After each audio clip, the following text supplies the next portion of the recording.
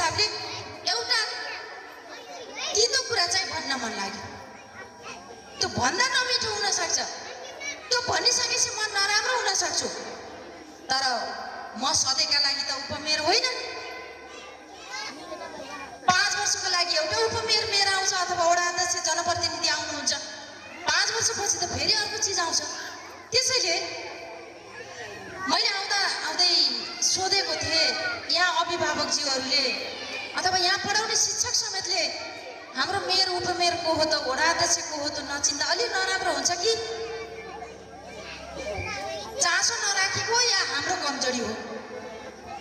यसमा अलिकति कम्युनिकेसन हुनुपर्छ कि के गरिरहेछ त तपाईको नगरले, के गरिरहेछ त यो 15 नम्बर वडाले जान्नुपर्छ कि 5 वर्षसम्म तपाईको भोट हालेर हामी माथि गएका छौँ, सत्तामा पुगेका छौँ, वडामा नगरमा हुने चिज भइरहेछ कि नहुने चिज पनि भएको छ त।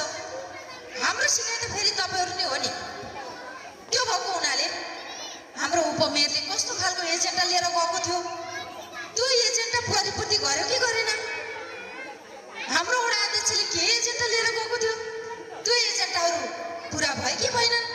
भएनन् भने के कारणले भए, त्यो विषयमा पनि अलिकति मलाई आशा लागेको कुरा राखेको। यसले हामीलाई पनि शिक्षा हुन्छ। कमसेकम यो विद्यालयको टिचरहरू, यो विद्यालयमा विद्यार्थीका अभिभावकज्यूहरूले नगरपालिकालाई बुझिदिनु भएन भने हाम्रो यो 24 घण्टे बेफुर्सदको काम के हो त? हाम्रो मूल्याङ्कन कसले गर्ने हो त भन्ने लाग्यो मलाई। अन्यथा नमानिदिनु होला। यसले तपाईहरुलाई पनि सिकाउँछ, हामीलाई पनि सिकाउँछ।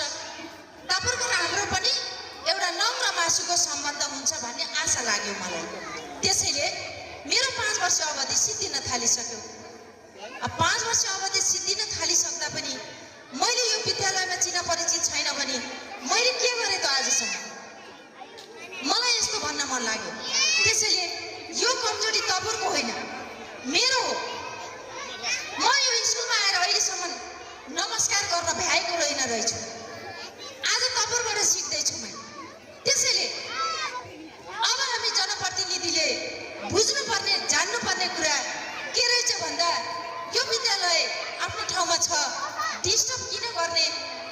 अनुगमन गर्न शिक्षा महाशाखा हाम्रो नगरबाट आउँदाखेरि पनि यहाँ आउनु परेन, कहिलेको निमन्त्रणा पनि भएन, गुनासो पनि भएन। त्यसले गर्दा आज लीला दाइले यो बहिनीलाई पठाएको यत्रो वर्ष भइसक्यो, अवधि सिद्धिन थालिसक्यो। यहाँका सर म्याडमहरू, अभिभावकहरूले पनि हाम्रो उपमेयरलाई चिन्नुपर्छ भन्ने उद्देश्यले आज बोलाइदिनु हो। मैले दाइलाई सलाम गर्न चाहन्छु। त्यसैले यी कुराहरू पनि हामीसित कतै कतै अल्झे कि भोलि यिनी विद्यार्थीहरू फेरि माथि गइरहँदा हाम्रो नगरपालिकाले बनाएको पाठ्यक्रमको बारेमा अभ्यास गर्नुपर्छ। त्यो पाठ्यक्रममा के छ त? यो पाठ्यक्रम कसको पाला सुरु भएको थियो त? विद्यार्थीहरूले हाम्रो अनुहार देखे भने भोलि यिनलाई अप्ठ्यारो हुन्न अभ्यास गर्नको लागि भनेर पनि मैले यो कुरा भन्न खोजेँ।